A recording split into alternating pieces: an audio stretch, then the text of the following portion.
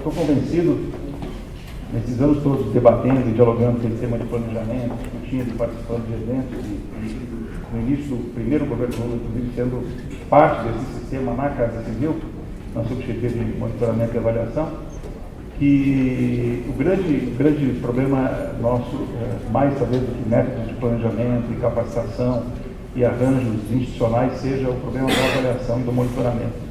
Enquanto nós não conseguimos dar um salto de qualidade nisso, a gente não vai criar estímulos no sistema, melhorar o seu sistema de planejamento e mudar, inclusive, a sua cultura, né? Então, eu procurei organizar...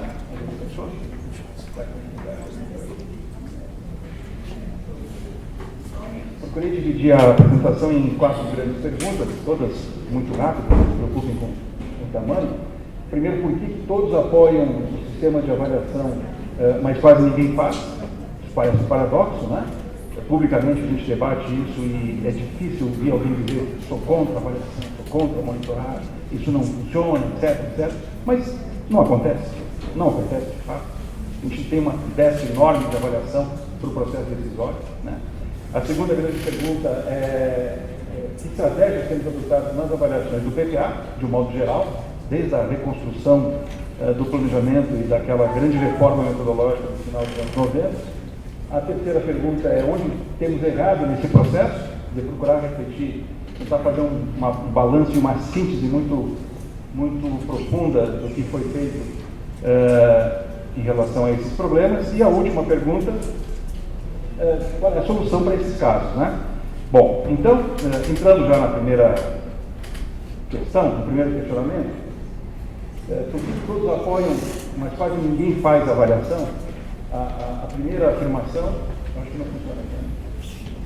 A primeira afirmação, nossa cultura gerencial identifica o erro como derrota e o gerente como culpado.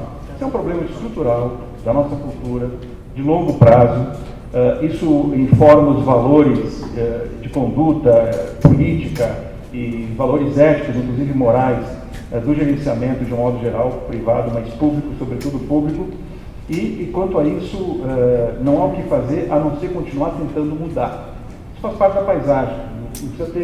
Não devemos ter nenhuma ilusão, nenhuma idealização desse problema que é cultural. Mas isso, de fato, é um obstáculo, porque isso cria um ambiente hostil, um ambiente que neutraliza qualquer tentativa de uso de avaliação para informar o processo decisório, né? Para aprender a não repetir os erros, sobretudo, aquilo que o Gilson corretamente falou, aprender a matar programas que não devem mais sobreviver. O outro elemento é nossa elite política é hostil ao processo de transparência contábil. E cada vez mais me convenço disso. Nós temos uma tradição política que perpassa o espectro ideológico como um todo, mais aqui e ali, não interessa, que é profundamente autoritária, que é profundamente herdeira de uma tradição e de um jogo político competitivo não transparente, e isso contribui, é um fator cultural importante, e isso faz com que os nossos gestores, de um modo geral, a priori, rejeitem os resultados dos processos avaliativos. Ou, o que é pior, lembrando aquele ditado, a melhor mentira é aquela que é a meia-verdade, utilizam o processo de avaliação de uma forma absolutamente instrumental, manipulatória, e que depõe contra o próprio esforço avaliativo e os setores que fazem isso, que são responsáveis do governo, inclusive por dever jurídico e institucional. Um outro elemento, nossas estratégias não são construídas participativamente. Quer dizer, a gente herdou um pouco daquela discussão, daquela tradição do gerencialismo, lá dos anos 90, tinha que medir tudo, ter métrica para tudo, eficiência, eficácia, efetividade, tudo pode ser medido, catalogado, classificado, modulado, recombinado, etc. E o que eu quero dizer é o seguinte, que a avaliação de programas de governo, que tratam de problemas complexos, do ponto de vista econômico, social, político, etc., eles não são avaliáveis como se avalia, por exemplo, a produção de uma fábrica de bicicletas. Né? É necessário envolver outros procedimentos, outros protocolos metodológicos que envolvam os públicos-alvos demandantes, os consumidores da avaliação no processo de avaliação. E a gente faz muito pouco isso, de modo geral, no governo. Acho que tanto no Ministério do Planejamento quanto nos ministérios setoriais. Quer dizer, o planejamento do processo de monitoramento e avaliação, ele envolve pouco, ou de forma muito frágil, de forma muito pouco substantiva, aqueles setores do governo e, sobretudo, da sociedade que vão ser clientes, intermediários ou finais do resultado das avaliações. E por isso, quando o processo acontece e é implementado, as avaliações se tornam burocráticas, se tornam administrativas, se tornam letra morta e com pouco efeito no mundo real. As nossas metodologias nem sempre são as mais amigáveis. Né? Eu dou aula de metodologia de planejamento e avaliação, eventualmente, inclusive aqui na ENAP, e cada vez é óbvio isso. Quer dizer, nós não podemos cair numa armadilha de achar que o nosso problema primordial do ponto de vista do debate da avaliação de políticas públicas, de programa de governo, e PPA inclusive, é um problema metodológico. Não é um problema metodológico, mas nós usamos metodologias codificadas, muitas vezes herdadas desse movimento avassalador de consultorias internacionais que vendem caro para os ministros e para os setores métodos e técnicas e ferramentas, às vezes exóticas, de planejamento, monitoramento e avaliação. Em muitos casos, o processo de monitoramento é descolado da avaliação, que produz uma esquizofrenia permanente no governo e o processo acontece por espasmos. Ele não constrói tradições, ele não constrói trajetórias, ele não constrói sistematicidades. Tanto que a gente repete praticamente os mesmos erros a cada ciclo de governo. Bom, então, a segunda pergunta: que estratégias temos adotado nas avaliações do PPA? Nós não aprofundamos o debate sobre as experiências de avaliação no âmbito do planejamento governamental. Eu acho que nós devíamos fazer de forma sistemática, mais aprofundada, com mais tempo, orçamento, gente, disposição e energia, um debate profundo sobre a avaliação da avaliação, o monitoramento do monitoramento. Como é que a gente monitorou e avaliou os últimos 5 PPAs? O que deu certo, o que deu errado, por que montar árvore de problema, identificar as causas disso, e procurar, a partir daí, refazer a estratégia e o planejamento das futuras avaliações, sobretudo a estratégia. Muitas vezes o debate cai no viés do metodologismo, um pouco que eu falei antes, né? O problema não é o método correto, se bem que o método errado influencia muito, né? O problema é como você aplica esse método, em que resultado você quer chegar, como é que você envolve os demandantes do processo. Não temos lidado com a dimensão política e institucional dos processos avaliativos. Nós também somos herdeiros dessa tradição tecnocrática e burocrática, né? Somos técnicos do aparelho do Estado, do quadro permanente, os políticos passam, nós ficamos. Eu acho que isso é um erro tremendo e muitas vezes inconsciente. Quando nós pensamos avaliação, planejamento e políticas públicas, nós temos que pensar em cenários, em atores, em estratégias, em conflitos de interesse, em disputas sociais e políticas, e nós temos que nos posicionar frente a isso, sem sacrificar a boa técnica, a boa norma, ou os órgãos de controle e o que diz a lei, mas entender que o processo é muitas vezes muito mais complexo do que fazer um gráfico, montar uma tabela, publicar um relatório e achar que isso basta. Quais foram os avanços e os efeitos, por exemplo, da adoção dos programas temáticos? Nós vamos ter que avaliar isso, né? No PPA último, 12 e 15, com toda a razão, foi um avanço metodológico importante, mas em algum momento a gente vai ter que fazer essa pergunta: fez diferença? Por quê? Como? De que jeito? Dá para melhorar? As orientações estratégicas alguma vez orientaram de fato a estratégia dos ministérios setoriais? A gente fez essa pergunta com toda a profundidade, o impacto que ela deveria ter? Eu acho que não. Eu acho que as orientações estratégicas são, muitas vezes, declarações de intenção vagas, genéricas, que não orientam e não são trabalhadas para orientar a elaboração dos projetos, dos programas nos ministérios setoriais.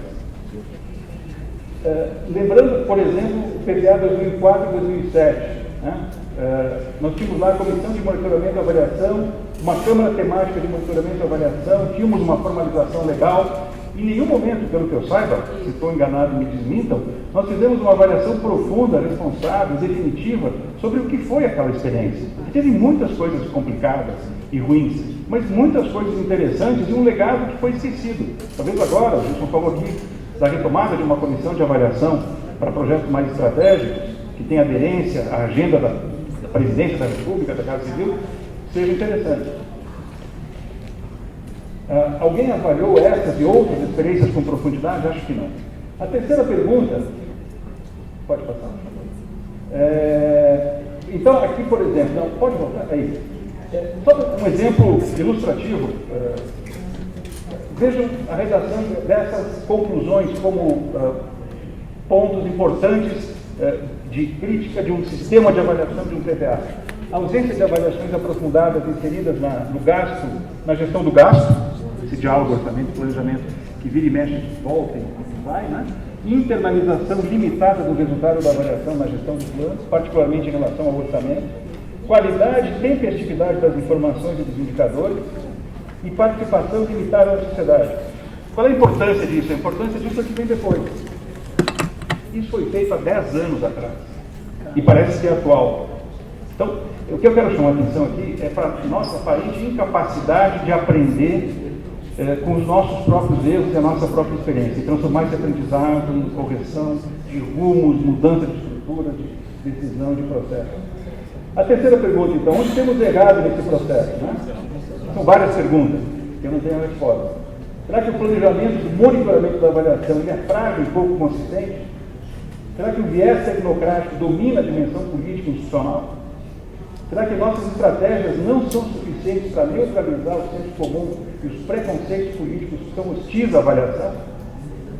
Será que a gente faz uma avaliação com os órgãos de controle para aprender a governar? Né? Então esse é o grande dilema. Claro que para isso precisa mudar o mindset, precisa mudar o jeito da gente pensar e talvez até de fazer concurso, recrutamento, seleção e formação das categorias que trabalham com esse tema.